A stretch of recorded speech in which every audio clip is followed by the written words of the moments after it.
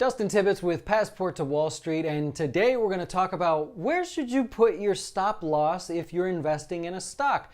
Should it be 10 cents away? Should it be $5 away? Should it be $50 away? How do you know what to choose, and is it the same on every stock? Well, it is not the same on every stock, and so what we're going to do today is give you an example and sort of show you how to make that decision, all right? So let's go over to the charts here. We're going to take a look first at a stock called Verizon.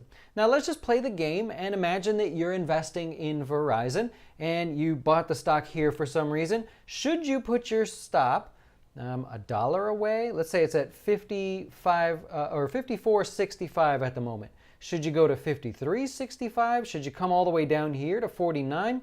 Well, I think you realize that 49 may be a little bit aggressive and unnecessary. But what we typically say is, what is the movement of the stock? What's the average range for that stock? And so for that, there's actually a metric called the average true range. And sometimes they look back over 30 days and sometimes they look back over 60 days. But what you want to look for is what is the average true range for that stock, at least for a 3-month period.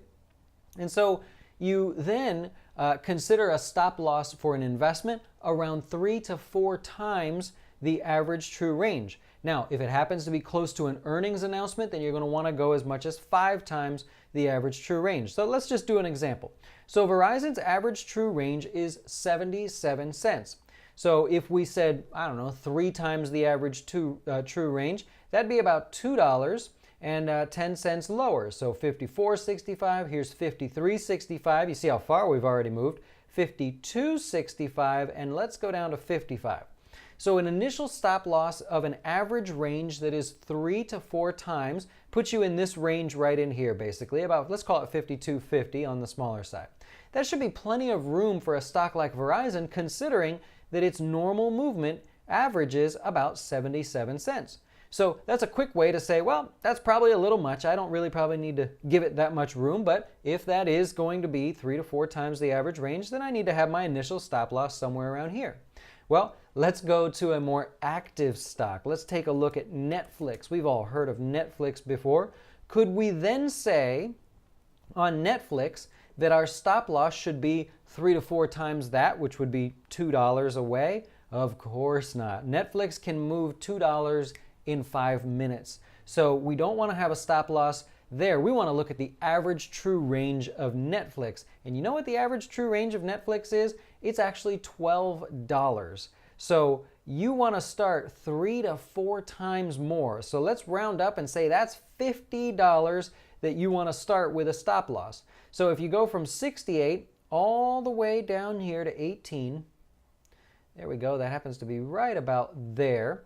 That gives you enough wiggle room to participate in that stock and not get stopped out too early in case you happen to have a bad entry. Look back over here. Look at this move from, say, 335 down to 295. That's about $40. So that's within the 3 to 4 times the average true range area. So you kind of see what we're talking about. This would have left you in the stock potentially to participate on the rest of this move as long as you gave it enough room.